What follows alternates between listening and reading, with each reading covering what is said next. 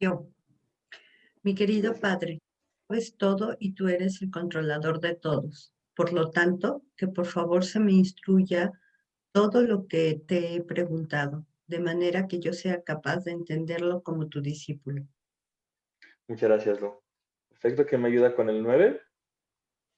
Yo, el señor Brahma dijo, mi querido hijo Narada, siendo misericordioso con todos, incluso conmigo, has hecho todas esas preguntas debido a que yo fui inspirado para conocer el poder de la todopoderosa personalidad de Dios. Gracias. El 10. Yo. Todo lo que has hablado sobre mí no es falso, pues uno habrá de engañarse con toda seguridad al observar mis poderosas actividades, a menos que, y hasta que, esté consciente de la personalidad de Dios, quien es la verdad última que se encuentra más allá de mí. Perfecto. ¿Alguien quiere ver el 11 y el 12 de una vez? ¿Qué no lo leo yo? Yo lo Sí, leo. sí. Yo creo después de que el Señor manifiesta su creación mediante su refulgencia personal, conocida como el Brahmayoti, tal como la luna, el firmamento, los planetas influyentes y las estrellas titilantes manifiestan también su brillo cuando el sol manifiesta su fuego.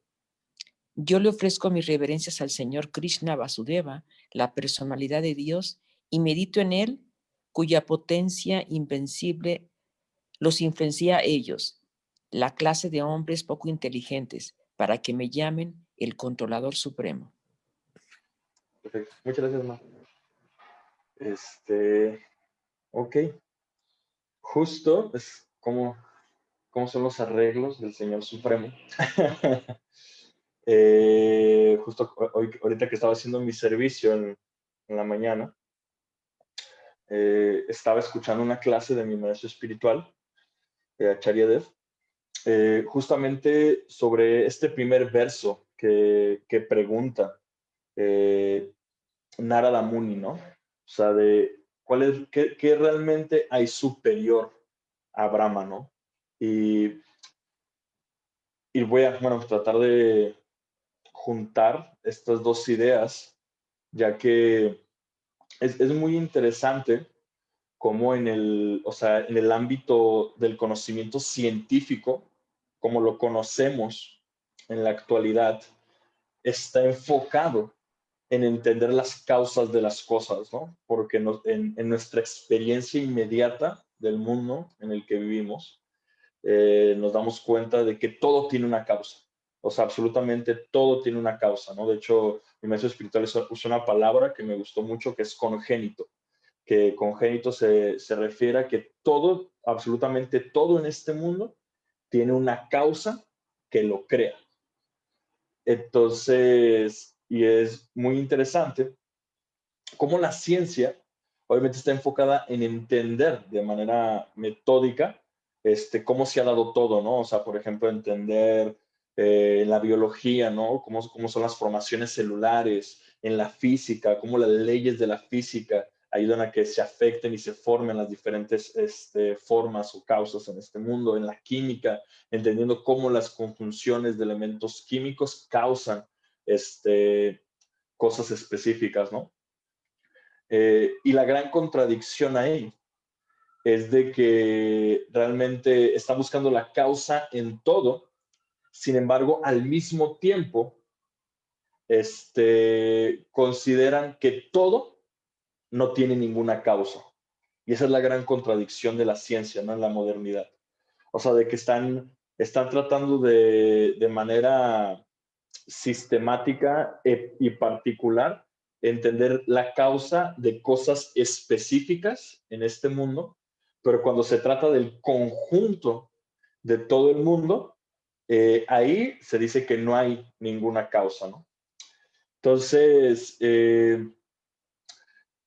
aquí es donde personalmente yo tengo una hipótesis personal que he estado trabajando y estudiando un poco, tanto desde el ámbito científico como desde el ámbito sástrico. o sea, de las escrituras de los Vedas. Y es esta cuestión que en realidad, cuando tú planteas el debate completo, o sea, cuando realmente amplías el panorama sobre el debate entre el conocimiento de la ciencia empírica y el conocimiento de una ciencia espiritual, en realidad se puede englobar en dos conceptos. Y es que en la ciencia espiritual aceptamos, así como nuestra experiencia nos lo muestra, que todo tiene una causa. Y por ende, este mundo, esta creación, nosotros y todo lo que conlleva, tenemos una causa. Y en la ciencia empírica material, a pesar de que están tratando de buscar las causas, ellos consideran que estas causas son generadas por casualidad. O sea, por ejemplo, voy a resumir la teoría científica de la creación, ¿no? Que obviamente no soy ni un físico ni nada, pero lo que nos presentan y que todos tenemos noción es de que hubo un Big Bang. Supuestamente antes del Big Bang no había nada y que no se sabe qué es esa nada, pero por casualidad, de repente, en esa nada, dos átomos hicieron una explosión que dio el inicio al espacio-tiempo. Eso es lo que se explica, ¿no? en la ciencia. O sea que hubo una coalición de dos átomos únicos que al colisionar generaron el espacio-tiempo.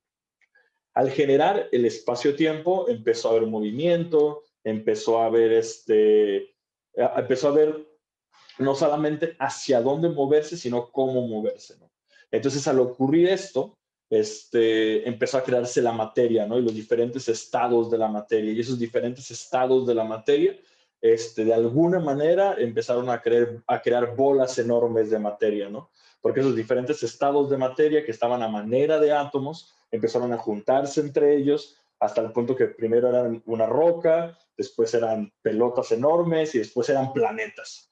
Y de repente estos planetas, por casualidad, empezaron a chocar entre ellos y por la fuerza de gravedad que se genera en el espacio-tiempo, la fuerza de gravedad hizo que estos planetas se acomodaran de maneras específicas en los cuales los que tienen mayor masa molecular fueran el centro de sistemas solares, galaxias, etcétera, ¿no?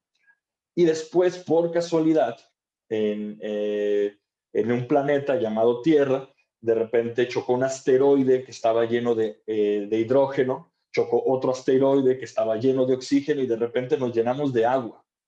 Esto que les estoy dando son datos científicos, o sea, no estoy especulando una teoría en este momento. Entonces, al juntarse el oxígeno con el hidrógeno, de repente tuvimos un planeta lleno de agua, ¿no? Y de repente chocó otro asteroide que nos llenó de elementos primordiales, ¿no? Y de repente se generó el caldo primigenio, como le llaman en biología, y de casualidad en ese caldo primigenio justo se juntó el ADN con el ARN y con otra sustancia que todavía no saben cómo se llama, pero generó la vida, ¿no? Y por casualidad esa vida formó células, esas células formaron los primeros peces, los primeros seres terrestres, los primeros homínidos, y de repente estamos aquí los seres humanos de pura casualidad. Entonces, es muy curioso. Fue un resumen muy breve e intenso, disculpen. Pero si se fijan, el pilar principal de este argumento, o sea, es que primero estamos yendo en retroceso de cuáles son las causas. Sin embargo, todas esas causas son una casualidad. O sea, el hecho de que estos dos átomos se encontraran y generaran el espacio-tiempo es una casualidad. El hecho de que un asteroide lleno de hidrógeno chocara con el planeta Tierra fue una casualidad. El hecho de que en estos caldos primigenios se encontrara el ADN con el ARN y tal, fue una casualidad, ¿no? Entonces, básicamente, y no quiero sonar muy antagonista a los científicos, toda su teoría depende de que todo sea una casualidad. Ahora, el problema es que nosotros en nuestra experiencia inmediata podemos darnos cuenta que las casualidades son una probabilidad, Sin embargo, si queremos realmente hablar de conocimiento científico, lo más correcto es hablar de causas. Y ahora voy a aterrizarlo con el primer verso que nos explicó Narada Muni, para que no piensen que empecé a divagar y que me olvidé del tema. eh, aquí Narada Muni le está preguntando que cuál es la causa de su padre. Narada Muni se está dando cuenta que la causa primordial no es él. O sea, él es el creador del universo. Sin embargo, él no es la causa de todas las causas. Entonces, el planteamiento que hace el Srimad Bhagavatam es entender que hay una causa la cual ya no tiene causa. Y esa es la verdad absoluta. O sea, todo en este universo tiene causa. Pero para que este universo exista, tiene que haber una causa que ya no tenga ninguna otra causa. Porque si no, ocurren dos problemas lógicos aquí. El primer problema lógico es que si todo tiene una causa, nuestra existencia sería efímera, sería muy complicado de comprobar nuestra propia existencia, porque no hay un pilar de ella, ¿no? Entonces, eso podría en tela de juicio nuestra propia existencia. Y el segundo problema lógico es el argumento circular. O sea, si el creador, si la causa tiene causa, entonces no hemos encontrado la causa primordial o estamos en un argumento circular en el que todos dependemos de todos, ¿no? Entonces, sin embargo, justamente lo que proponen los Vedas es de que hay una causa que ya no tiene causa. Y eso es lo que quiere descubrir Narada Muni en este primer verso. O sea, a una experiencia inmediata, como dice Brahma en un verso, en otro verso, que dice, ¿no? Que Krishna mismo, la suprema personalidad de Dios, confunde a las personas haciéndolos creer de que Él es el ser supremo porque crea.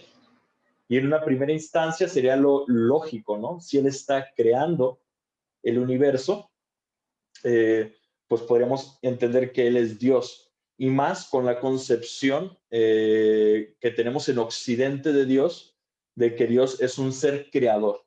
O sea, de hecho, nosotros si podemos evaluar, por ejemplo, el Génesis de la Biblia o del Viejo Testamento o la Torah o diferentes textos, siempre se nos explica y se nos entiende, y se entiende a Dios simplemente como un creador. Entonces, en realidad, ese Dios creador puede referirse mucho más a Brahma que a Krishna, porque de hecho en la cosmovisión védica, o sea, Krishna como tal no tiene una relación directa en la creación de este universo material. Sin embargo, y aquí voy a profundizar un poco más en el concepto de creación, Brahma en realidad no es un creador. Yo sé que esto es complicado porque en Bhagavatam y en las escrituras siempre se habla de que Brahma crea. Pero en realidad, cuando uno lee en el quinto canto del Srimad Bhagavatam, uno se da cuenta que Brahma no está creando nada. Brahma simplemente está transformando los materiales que le dispone la naturaleza material, que le dispone Prakriti. O sea, realmente Brahma, cuando él se le revela el conocimiento védico, él se le revela la capacidad de transformar los materiales en el universo que estaban desordenados. Y él lo que hace simplemente es esos materiales, transformarlos en formas ordenadas para que el universo pues, pueda tener un orden, ¿no? Y ahora, pues, que estamos hablando de este tema de creación y que lo podemos poner en paralelo con la casualidad que, digamos, los hallazgos, las hipótesis o las teorías científicas que estaba mencionando, la el verdadero, digamos, debate desde mi perspectiva, por ejemplo, suponiendo que estas hipótesis científicas que acabo de mencionar, esas hipótesis, teorías, fueran, digamos, verdaderas, fueran reales, ¿no? Que realmente, debido al avance científico que tenemos en nuestra época, hay manera de tener una certeza del 90% de que así ocurrieron las cosas, ¿no? Que a fin de cuentas, eso es lo que busca la ciencia, ¿no? Entonces, eso no quita el hecho de que haya un organizador. Porque recuerden que, por ejemplo, para la ciencia todo depende de una casualidad. Sin embargo, cuando uno analiza esta teoría, es una casualidad con bastante orden. Entonces, ese orden, y esto es una teoría mía, pudo haber sido dado por Brahma. O sea, Brahma, que va como... De hecho,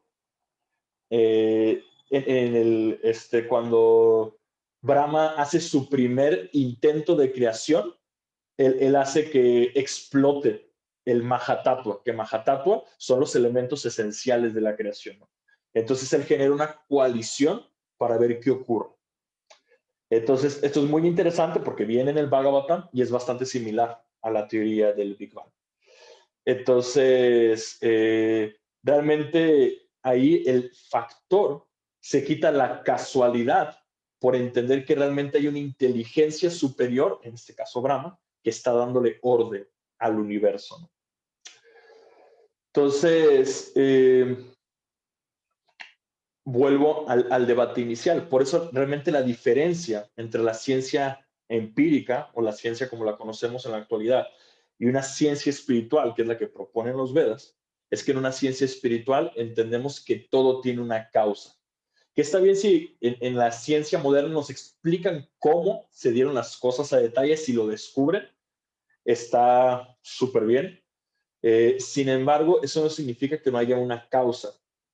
Y esto también me recuerda, hace unos años atrás había un libro que distribuíamos que se llamaba La base científica de la conciencia de Krishna, que de hecho creo que ya lo había mencionado en una clase anterior, y es un discípulo de Prabhupada que se llamaba Bhakti Swarup Damodar, que él era un doctor, un PhD. ¿Alguien quería comentar algo? Es que escuché una voz. Okay. Era un doctor en física, o sea, era así, muy, muy respetado en el ámbito académico. Y él explica en este libro, ¿no? Que realmente todas las ecuaciones de todas las mediciones científicas siempre tienen el factor X y el factor Y, que básicamente es desde la perspectiva científica son las casualidades, ¿no? O sea, son una casualidad que hizo que todos estos factores se juntaran y ocurriera este resultado. Entonces, Bhakti Swarup Damodar, en esta línea de entender que todo tiene una causa, menciona que este factor X, este factor Y, es realmente el factor K, ¿no? Es el factor Krishna. Deme un segundito, que es que están tocando la puerta aquí del ashram y tengo que abrirle un devoto.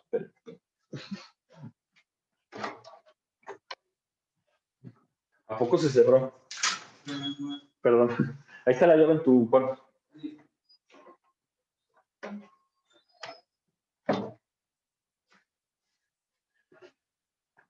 Disculpe. Entonces, perdón. Yo personalmente estoy, digamos, sintetizando esta idea. Perdón.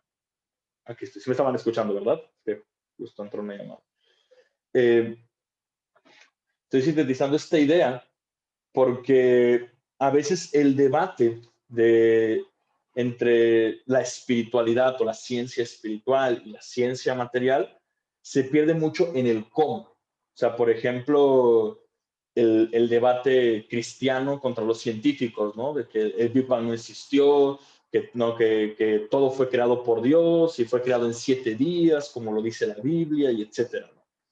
Entonces ahí están debatiendo el cómo, no están debatiendo la premisa de si existe o no existe un Dios, porque ahí el debate para que Dios exista dependa de que las cosas, el cómo ocurre como dice en la Biblia.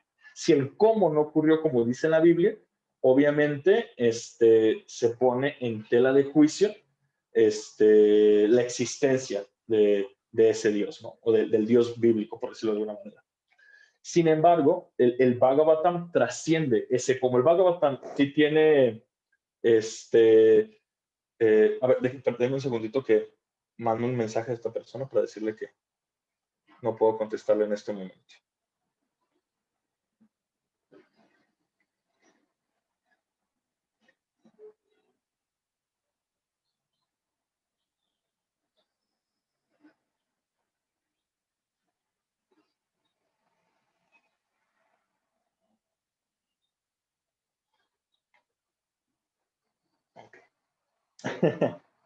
Una mañana un poquito con cosas. Entonces, si realmente queremos elevar el nivel del debate, debemos trascender el cómo. Porque de hecho, en la ciencia, a fin de cuentas, lo que ellos buscan explicar es eso, el cómo ocurrieron las cosas. Sin embargo, el planteamiento del Bhagavatam es el por qué, la causa que hay detrás. O sea, está bien así, por ejemplo, de entender cómo está conformada la materia, qué átomos se necesitan para este tipo de elementos, qué células forman este tipo de órganos y así, ¿no? O sea, todo eso es el cómo funciona. Sin embargo, entender realmente la causa es lo que establece el pilar de una ciencia espiritual. Porque también, si nos perdemos mucho en el debate del cómo, primero es muy desgastante y segundo, realmente no se llega a ningún punto de conciliación real. Porque a fin de cuentas, en el cómo puede haber muchísimas variantes, ¿no? Hay demasiadas variantes. Entonces, a nivel del debate filosófico, no recuerdo cómo se le llama, pero si uno quiere realmente, digamos, ya sea conciliar o refutar la idea de la persona con la que está debatiendo, uno debe entender el pilar de la premisa que está presentando, ¿no? O sea, cuál es su premisa principal y cuál es el pilar argumental de esa premisa, ¿no? Porque a fin de cuentas, eso es lo que, digamos, sostiene toda la argumentación, ¿no?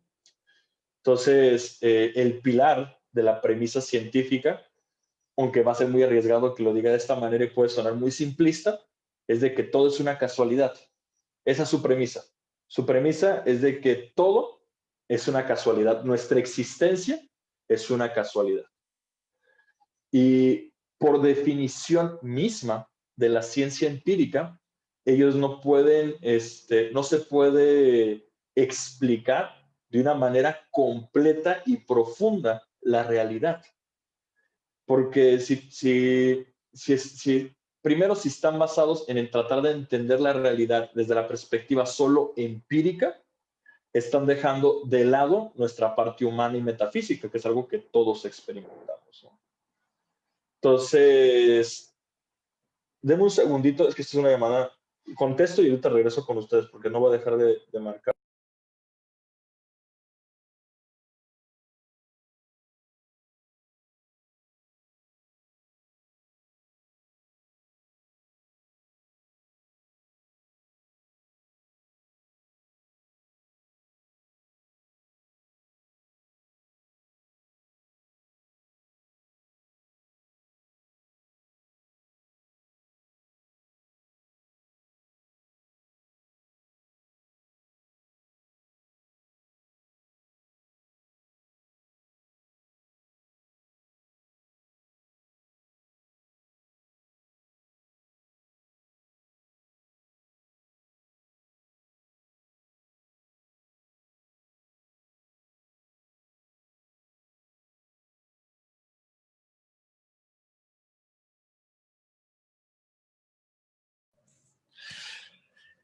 Y volvemos a la normalidad. Eh, Perdón. Es que, bueno, mis personas cercanas saben, si me llaman 3 veces, yo les digo, llámenme 2 veces, o sea, si me llaman una tercera vez, yo sobreentiendo que ya es algo urgente. Entonces, ya cuando me llaman una tercera vez, pues ya casi siempre intento contestar, ¿no? Pero bueno, ay, ¿en qué estábamos? Volvamos a Narada con Brahma. Aquí Narada eh, nos está dando un ejemplo de no dejarnos llevar por las apariencias. O sea, realmente inquirir. O sea, si Brahma le hubiera dicho a Narada, no es que sabes que yo soy la causa de todas las causas, entonces Narada hubiera dicho, pues súper bien, ¿no? Ya estoy con la causa de todas las causas, ¿no? Sin embargo, Narada Muni, por su experiencia directa con Brahma, él sabía que no era la causa de todas las causas.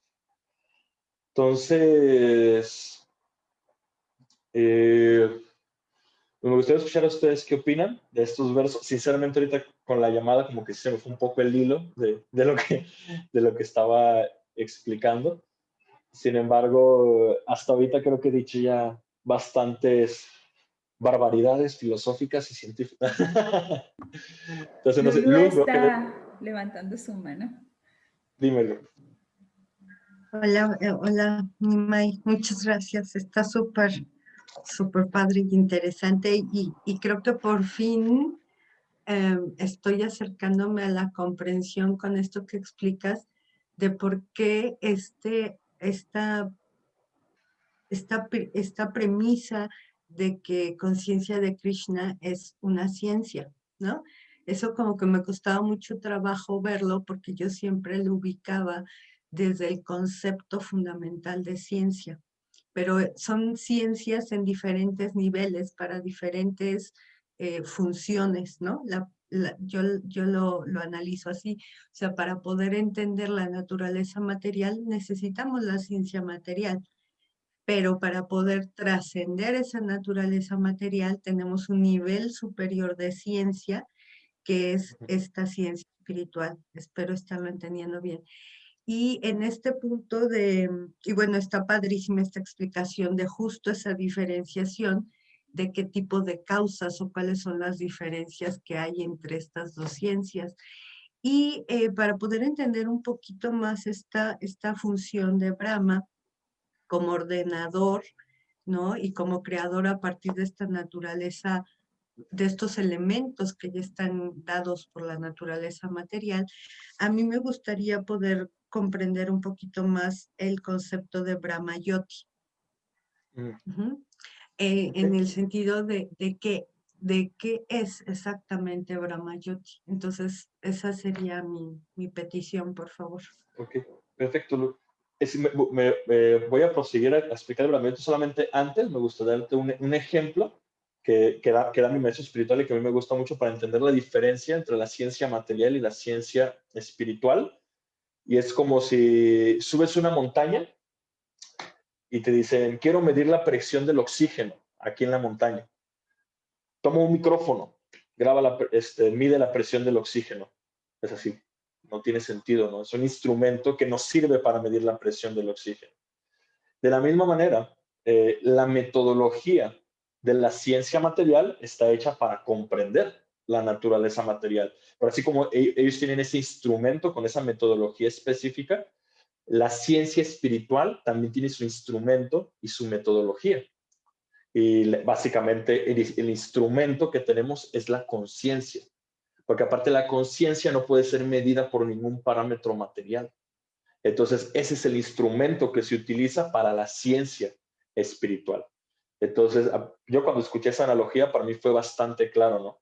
O sea, pedir evidencia empírica a la ciencia espiritual es como tratar de medir la presión del oxígeno con un micrófono. No tiene sentido. Ahora, el concepto de Brahmayoti.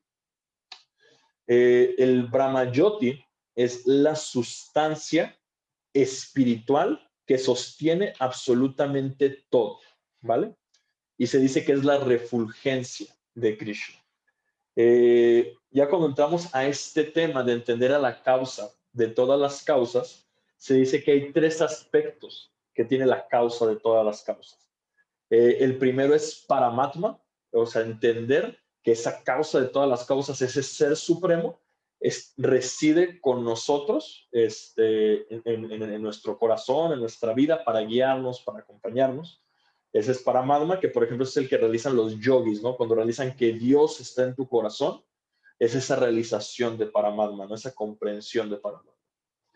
La segunda comprensión es el Brahman, cuando entiendes que Dios no solo penetra tu corazón, sino que penetra absolutamente todo. Todo, todo, todo, todo, todo, todo. O sea, no hay partícula, no hay átomo que no se pueda sostener o contener sin la energía del Brahmayoti. Que eso es algo bien cañón de la teoría atómica, ¿no? O sea, porque el hecho de que los átomos puedan mantenerse unidos, puedan mantenerse orbitando, es una incógnita. Generalmente utilizan X o Y en la comprensión atómica. Entonces, desde la perspectiva de los Vedas, eso que contiene los átomos es el Brahmayoti, porque es el que sostiene absolutamente todo, ¿no? Entonces, y ese Brahman, en el mundo espiritual se le llama Brahmayoti, que es básicamente la refulgencia de Krishna que permea todo el universo espiritual, y en el universo, en el universo material lo percibimos como Brahman, ¿vale? Entonces, y obviamente la última comprensión de la verdad es Bhagavan, entender que esa refulgencia también de su causa de esa refulgencia es una persona, que es Krishna o Narayan, Bhagavan básicamente, ¿no? O sea, la causa de todas las causas, ¿no? Ahora, también es importante entender cuál es la función del Brahmayoti. El Brahmayoti es donde básicamente se puede decir como flotan los planetas espirituales, ¿no?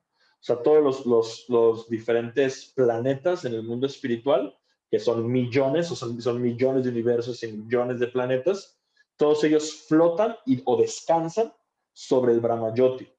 ¿Y por qué siempre cuando se habla del mundo material se hace referencia al Brahmayoti? Porque al igual que los planetas espirituales, la creación material descansa sobre el Brahmayoti, ¿vale?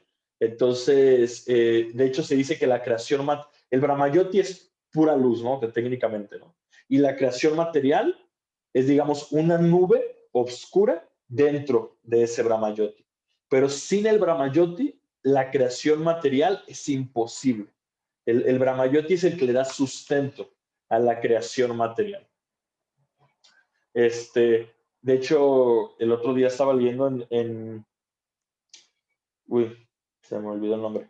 Pero bueno, era sobre una teoría de cómo se puede entender a Dios como la matriz divina que sostiene todo, ¿no? Entonces ponen así 5 átomos, de una foto, así, no una foto, sino una imagen con 5 átomos, que dice, aquí está Dios. Y dice, ¿no lo ves? Yo te lo voy a señalar. Y señala el espacio entre los átomos, ¿no? Que de hecho se dice que el 98% de nuestro universo es ese espacio y no se tiene la más menor idea de qué es. Porque no es nada medible, no es nada tangible, no es éter. Por ejemplo, a veces se habla de éter, pero el éter es un elemento. Sin embargo, el éter también está en esos espacios vacíos, ¿no? Entonces, le llaman materia oscura, es una manera en que le llaman. Sin embargo, pues, a fin de cuentas, es esa, me gustó ese nombre de matriz divina que le está dando sustento a todo, ¿no? Entonces, en resumidas cuentas, eso es el Brahmayoti. Si gustan, podemos explicar a manera más detallada cómo se organiza el mundo material y el mundo espiritual y en qué momento existe el Brahmayoti, ¿no? De hecho, Hay una imagen bastante buena de cómo funciona. Bueno, Astrid menciona que sí, entonces vamos a explicar. Ok. Va a ser un poquito metódico, pero es bastante interesante. Entonces, bueno, primero que nada, esto se explica de manera lineal para que nuestras mentes que funcionan en una cronología lineal puedan entenderlo. Pero desde la perspectiva absoluta no es lineal. ¿Vale? Una vez dicho esto, vamos a proseguir con la explicación lineal que no es lineal. Primero existe Krishna, ¿no? La causa de todas las causas, la causa que no tiene causa. Ese es Krishna. Su primera expansión es su hermano, Balaram, la potencia espiritual. Esa es su primera expansión. O sea, Krishna lo primero que hace, porque le gusta mucho divertirse, es expandirse en su potencia para que pueda encargarse de todo y él pueda divertirse.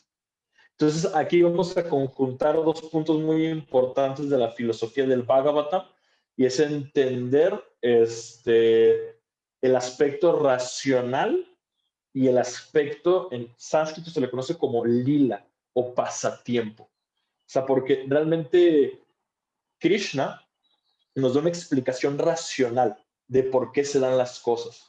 Pero Krishna en sí mismo, él es Atmarrama, él es autosatisfecho. Él no necesita ninguna razón para hacer nada. Él las cosas que hace, las hace por pasatiempo.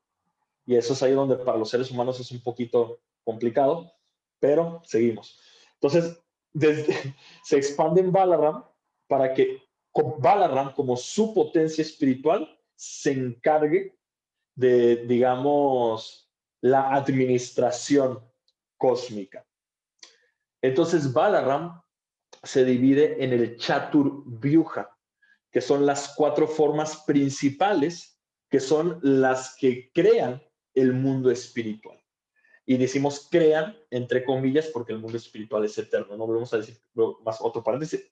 Esto no es lineal, ¿no? Simplemente se explica así, como de una manera jerárquica para que podamos entenderlo. Entonces, este Chaturvyuha es Narayan, Pradyumna, Sankarshan y Aniruddha. Y son las 4 encarnaciones de Balaram que, digamos, se encargan de que el universo espiritual o la realidad espiritual sea, decirlo de alguna manera, funcional o no haya inconvenientes, ¿no? Entonces,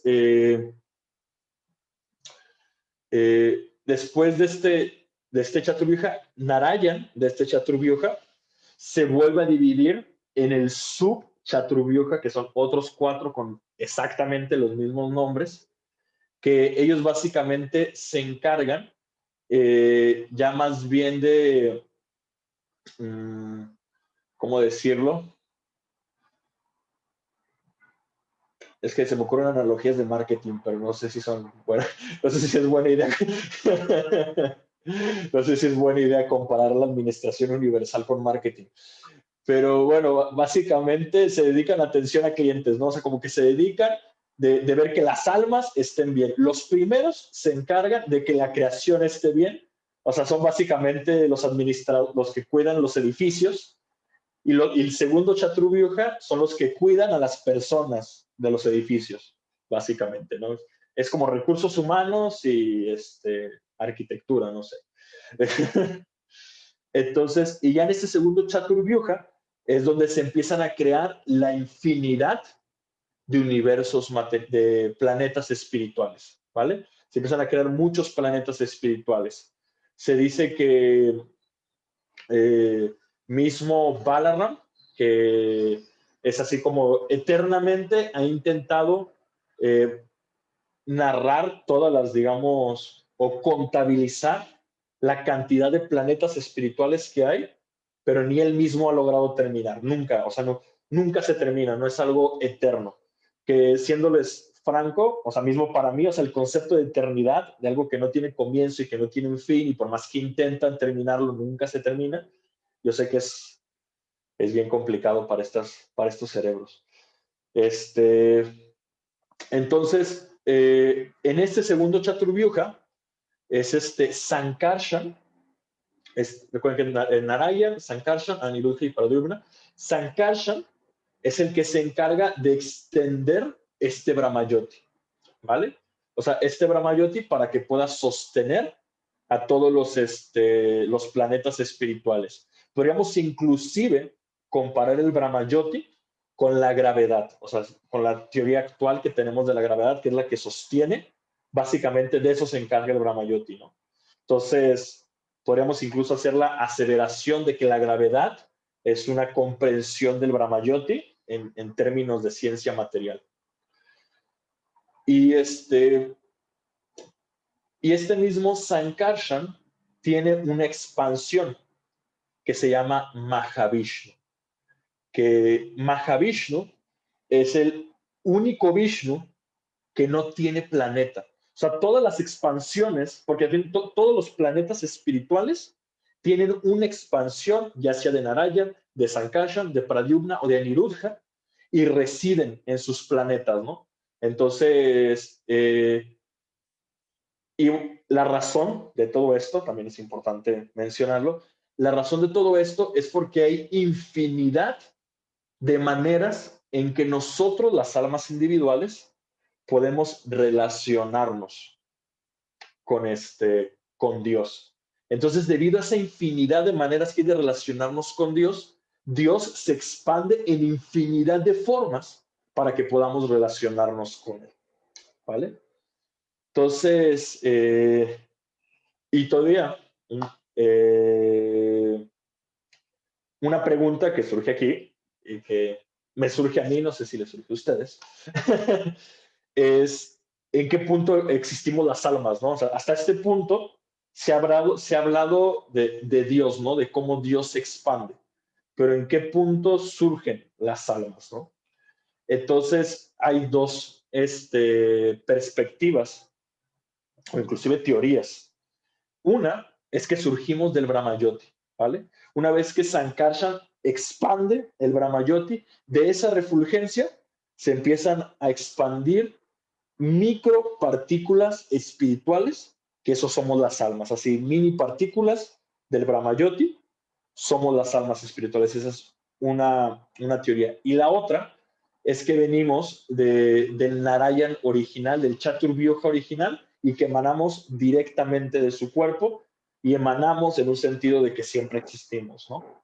Entonces, esas son como las dos, digamos, maneras que se mencionan en los Vedas, que se generan las almas de alguna manera, aunque Krishna en el Bhagavad Gita dice que las almas nunca hemos nacido ni nunca vamos a perecer. Entonces, simplemente como una analogía que se da para comprender esto. Entonces, volviendo a Mahavishnu. Entonces, estábamos hablando de que este Chaturvyuha se expande y tienen innumerables planetas con innumerables manifestaciones de Dios para que, dependiendo la naturaleza y la inclinación de cada uno de nosotros, podamos relacionarnos con Dios. Sin embargo, hay una expansión de Sankarshan que no tiene ningún planeta. La razón es porque tiene que crear el mundo material. El pasatiempo es que es una forma de Vishnu que no quiere sentirse atada a ningún planeta, que quiere hacer lo que él quiera. Entonces, Mahavishnu es una forma de Vishnu, de Krishna, que básicamente él vaga libre por el Brahmayoti. Él anda de aquí para allá haciendo lo que quiere. Entonces, mientras él está haciendo lo que quiere, de repente le dan ganas de descansar tantito. Le dan ganas de, no, pues voy a dormir un poco. Entonces, cuando a él le da ganas de dormir un poco, él se llama el Yoga Nidra. Él crea una nube que es el Mahatattva y se recuesta en esa nube. Y cuando exhala en esa nube del Mahatattva, al exhalar, de sus poros salen millones y millones y millones de universos materiales. Ahora, a mí me surge la pregunta, no sé si les surge a ustedes. Si todo es tan perfecto y maravilloso en el mundo espiritual, ¿qué necesidad hay de que Mahavishnu genere un universo material? ¿Ustedes por qué creen que lo hace? O sea, ¿qué necesidad de... O sea, si todo era tan bonito, todo iba tan perfecto, había muchas opciones, todos los... O sea, ¿por qué de repente Sankarshan crea un Mahavishnu que tiene el potencial de crear un mundo material en donde no experimentamos eternidad, no experimentamos el conocimiento pleno, no experimentamos las... O sea, es en este universo material, que es una pequeña sombra de toda la creación espiritual, es el único lugar de toda la creación donde no podemos experimentar nuestras cualidades, nuestras propias cualidades. Entonces, así como el único, así es como que estás en un lugar que hace muchísimo calor y justo escoges hospedarte en el único cuarto que no tiene aire acondicionado. Es así como, ¿qué necesidad es de que haya un cuarto sin aire acondicionado? Entonces, aquí sí me gustaría a ustedes preguntarles por qué creen, o sea, cuál es su teoría que ustedes darían de por qué se genera esto. Son las tóxicas.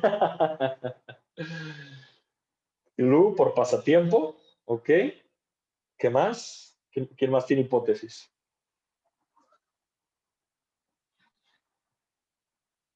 No tengan miedo, hay que hacer hipótesis, siempre es interesante.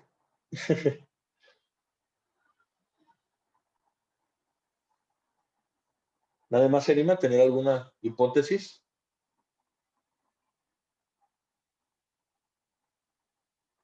Ok. Hipótesis 2 de Lu, para permitir que las almas puedan experimentar la naturaleza material. Escuché que se activó un micrófono. ¿Alguien tiene una hipótesis? Por diversión. Por diversión, dicen por allá.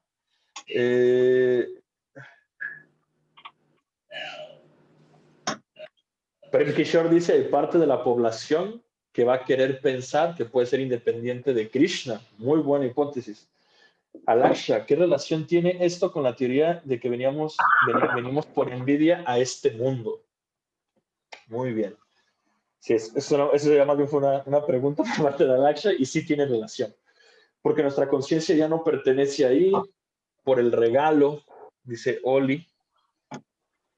Libre albedrío, dice Oli. Perfecto, Oli. Diste justo en la clave. No sé si, bueno, Srivas justo activó su cámara y su micrófono.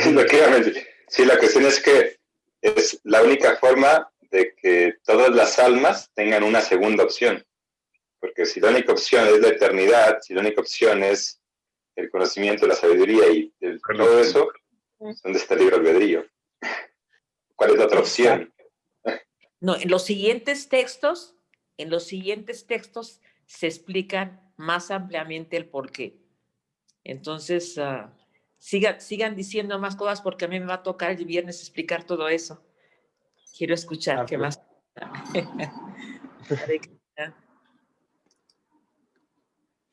Gracias, Rivas. Sí, como dijo mi mamá, la doctora Torres, en los siguientes versos se va a explicar, pero básicamente, en resumidas cuentas, como dijo Srivas, es escoger. Si tú tienes libertad, pero no te dan opciones, no es libertad. O sea, a mí el ejemplo que más me gusta es que llegas a un restaurante, te dan un menú y te dice, escoge lo que gustes, y en el menú solo hay chilaquiles. O sea, están buenísimos los chilaquiles, yo sé, pues espero que todo el mundo guste los chilaquiles. Pero si no tienes otras opciones, no puedes ejercer tu libertad. Porque una cosa es tener libertad y otra cosa es poder ejercer tu libertad, ¿no? Prem está levantando la mano. ¿Te escuchamos? Sí, pero muchas gracias, Nimai, por la clase. Me encanta, de hecho. Tengo una pregunta que siempre he he preguntado, he escuchado muchos preguntarlo y lo voy a hacer de nuevo. No, porque no creo que mi conclusión es no tenemos una respuesta o no he escuchado una respuesta satisfecho para mí. Oh, Satisfactor, que corrige mi ok. maestro español. Entendemos que tenemos libre albedrío y podemos escoger, ¿no? Krishna nos da eso. Ok. Pero sí, Krishna, el mundo espiritual, todo es tan maravilloso, tan maravilloso. ¿Qué hay de cuándo surge este deseo? Y si las gunas no están en el mundo espiritual, entonces no caemos atrapados por eso. ¿En qué momento entran las gunas ahí para atraparnos? ¿En qué momentos o escogemos? Yo quiero ser atrapado y atado por las gunas y entrar en el mundo material y experimentar. ¿Cómo en un lugar puro puede entrar ilusión así de pensar que yo voy a ser mejor experimentando al menos la ilusión de ser independiente de Krishna? Sí, es muy buena pregunta, Fred. Yo también la he preguntado varias veces. Y la respuesta más satisfactoria que yo he encontrado es de que en realidad, justamente por eso se dice que esto es una ilusión, ¿no? O sea, esto es un sueño de Mahavishnu. O sea, en realidad, esto no está ocurriendo. O sea, desde la perspectiva espiritual, nunca venimos al mundo material. O sea, desde la perspectiva espiritual, te voy a decir así el ejemplo que a mí me dieron y me gustó mucho. De hecho, viene en el libro te lo recomiendo, de Nuestra Posición Original, que es un libro un poco complejo, pero ahí viene, que básicamente es de que, digamos que estábamos con Krishna jugando a la pelota. Entonces, de repente, la pelota se nos cayó al agua. Entonces, llegamos al agua, tomamos la pelota y nos vimos a nosotros mismos. Y en el mundo espiritual estás tan absorto en Krishna que a veces te olvidas de tu individualidad. Entonces, en ese momento de individualidad, tienes un instante de pensar qué pasaría si yo no estuviera aquí con Krishna. Es importante entender que el alma, a pesar de que tiene conocimiento, no es omnisciente. El alma no sabe qué es el mundo material. O sea, el alma no es de que dice, sí, ya es terrible, me voy a morir y No, el alma no sabe eso. O sea, el alma tiene conocimiento de su realidad inmediata, que es el mundo espiritual. Entonces, en ese pequeño instante, venimos, sufrimos millones de vidas, pasamos lo que tenemos que pasar, ocurren un montón de cosas y por arreglo de Krishna, después nos autorrealizamos y regresamos a nuestra posición. Por eso ese libro se llama Nuestra Posición Original. Y regresamos a nuestra posición original. Y todas estas millones de vidas fue un instante. Y simplemente cuando regresamos está Krishna con su mano en nuestro hombro diciendo, ¿qué pasó? ¿Por qué te distrajiste? Y regresamos a jugar con Krishna. Entonces, en realidad, a mí es la respuesta más satisfactoria que yo... Hay muchas otras explicaciones y estoy seguro que has escuchado varias. Sí, tengo otro... Sí, muchas gracias, Nima. Tengo otra pregunta rápida.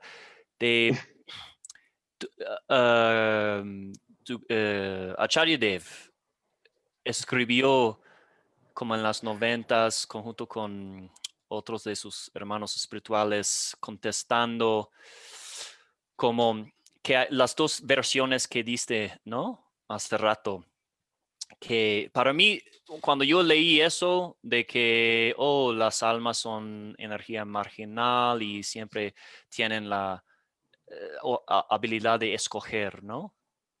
para mí fue, esta es la respuesta, es más lógica, no venimos de un mundo espiritual y escogimos, porque si era tan maravilloso, ¿por qué vamos a escoger? Oh, no, hemos siempre tenido, pero no me regañó, pero un devoto mentor mío me estaba diciendo que no es la versión de Prabhupada, que Prabhupada siempre ponía la versión de que hemos estado con Krishna eternamente y que hemos como escogido esta experiencia. Y sé que tu guru escribió acerca de eso, pero nunca he podido encontrarlo. No sé si has leído eso. Es este libro que te menciono, es de nuestra posición original. Ajá. Y sí, o sea, ahí se explican las diferentes teorías, ¿no? Y también, siéndote muy sincero, si queremos ser 100% sástricos, yo he encontrado dos citas. Primero, Krishna en el 11º canto. Esta pregunta que tú y yo tenemos, Prabhu, Uddhava se la hizo a Krishna. Así, literalmente. Le dijo, ¿por qué me fui del mundo espiritual si es tan bonito y aquí está tan feo? Básicamente, con otras palabras. Pero Uddhava le pregunta eso a Krishna. Dice, ¿cómo es posible, no? Y Krishna, ¿sabes qué le responde a Uddhava? Dice, porque me rechazaste. Es lo que Krishna le responde a Uddhava. Dice, tú viniste a este mundo porque me rechazaste y rechazaste tu naturaleza divina. Esa es una cita. Y la segunda cita, bueno, no tengo el texto específico, si quieren después se los puedo mandar, pero es en el Uddhava Gita viene esa conversación. Y el otro es Chaitanya Mahaprabhu en el Shikshastakam. Él dice literalmente, de una u otra manera he caído. Entonces significa que venimos del mundo espiritual, ¿no? Entonces, una analogía que se me ocurre en este momento, Prem, y sinceramente no quiero sonar mala onda, bueno, mejor no lo digo de esa manera. Cuando una persona está acostumbrado, por ejemplo, a vivir en un país muy agradable, o sea, digamos, en un país europeo, así en un país de primer mundo, como le llamamos, ¿no? Él no se imagina las condiciones. O sea, si no tiene noticias de sí, o sea, él cree que el mundo es así como su realidad inmediata es. Entonces, como nosotros estamos con Krishna y vemos que todo es tan maravilloso, creemos pues que el mundo material también va a ser maravilloso. O sea, porque esa es nuestra experiencia. Siempre todo ha sido maravilloso. Entonces, no, pues es que, ¿cómo algo va a dejar de ser maravilloso si no tengo experiencia de lo que no es maravilloso? Y esta idea yo la concilio con el hecho de que Krishna en el Bhagavad Gita dice que cuando tú regresas a esta morada suprema, ya nunca vuelves. ¿Por qué nunca vuelves? Porque ahora sí ya tuvimos la experiencia. O sea, ahora sí ya estuvimos aquí en este mundo, ya sabemos lo que es tener millones de vidas, ya sabemos lo que es sufrir. Entonces, cuando regresamos al mundo espiritual, ya no voy a volver porque ya sé lo que es. Entonces, esa fue ahorita así como una analogía que se me ocurrió, ¿no? O sea, porque no sé si les haya pasado, ¿no? De hecho, aquí en México tenemos esa experiencia, ¿no? Los famosos whitexicans que les llaman a veces, que a mí no me gusta porque como que catalogamos a la gente, pero que viven así como en burbujas, ¿no? La gente que vive en su burbuja, ¿no? Ya se me ocurrió el ejemplo perfecto. El video viral del senador de Monterrey, que dijo, no, hay gente que vive con suelditos de 50,000 pesos y son felices. O sea, ese tipo vive en una burbuja. O sea, no se da cuenta que ganar 50,000 pesos para la mayoría de mexicanos sería como un sueño. Entonces, de esa misma manera, cuando uno está en el mundo espiritual, uno está en su burbuja, no en una burbuja de ilusión, pero en el sentido de que todo es maravilloso y no se da cuenta de lo no maravilloso que es el tercer mundo materialista. Entonces, ya me pasé unos minutitos. No sé si alguien quiera comentar algo más. Les agradezco mucho a todos su tiempo. Disculpen que fue una clase así espontánea. No tenía... Yo creo que nadie tiene nada más importante que hacer que oírte. Mejor nos quedamos aquí. Sí, es que nos podemos quedar aquí. Yo estoy embelesado. Más de estas clases, por favor. Sí. Muchas Cancelado gracias, todas Nimai. las actividades de hoy, por favor. Aquí estamos muy a gusto. Así es, cancelado todo. Y yo me pongo a pensar un poco, Nimai. Bueno, muchas gracias por la clase. La verdad es que me gusta como también esta idea, comparto con Lu, como esta idea de pensar la cuestión de toda esta cuestión de conciencia de Krishna como un sistema científico.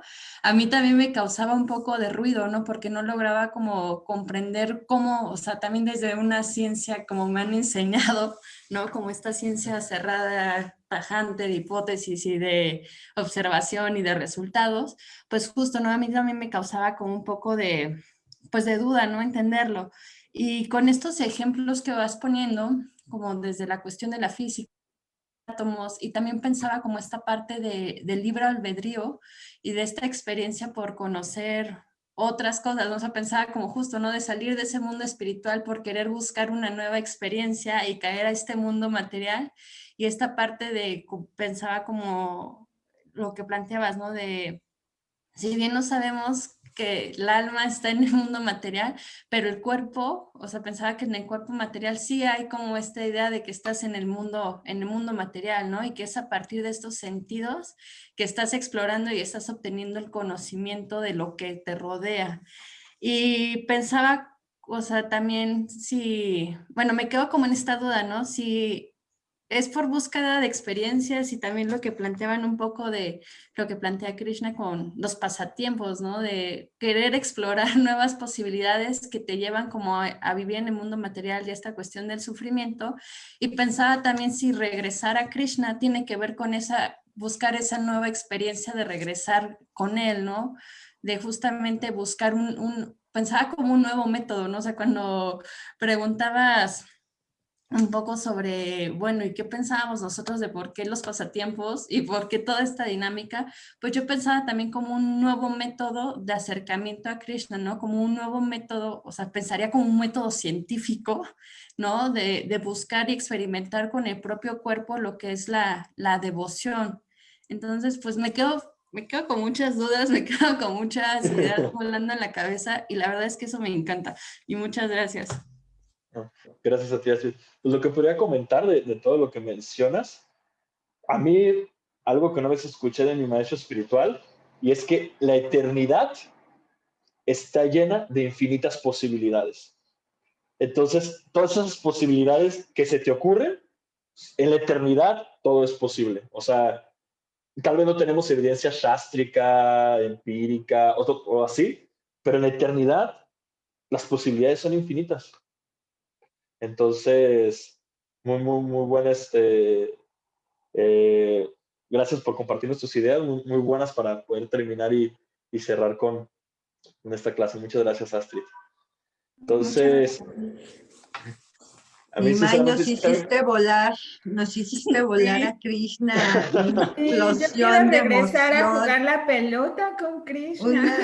una explosión de emoción, de conocimiento, bueno, muy lindo. Gracias, Nimai. Sí, hay que volver a jugar. Yo quiero jugar pelota con Krishna. Sinceramente, tengo muchas Vamos, ganas. sí, por favor. Hay que meditar en eso con todo el corazón para que regresemos pronto a jugar la Pero, pelota con Krishna. Pero ¿saben qué es lo más bonito de todo? Que el juego que nos propuso Prabhupada no solamente es ir a jugar pelota con Krishna, es llevarnos a la mayor cantidad de almas para que vayamos juntos a jugar pelota con Krishna. Es el juego que nos propuso Srila Prabhupada. No regresarnos solitos.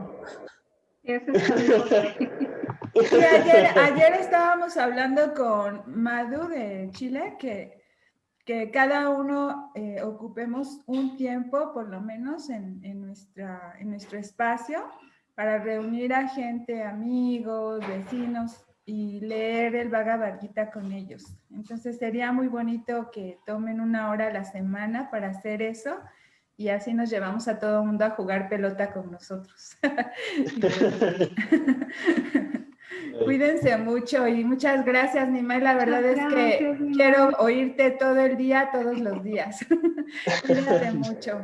Gracias, No, gracias a gracias, un fuerte todos. abrazo para todos. Muchas gracias a todos por compartir esto. Una maravilla. poder compartir. Abrazo. Gracias, Hare bonito Krishna día a a todos. todos. Hare Krishna. Krishna, bonito Adiós. día. Muy bien.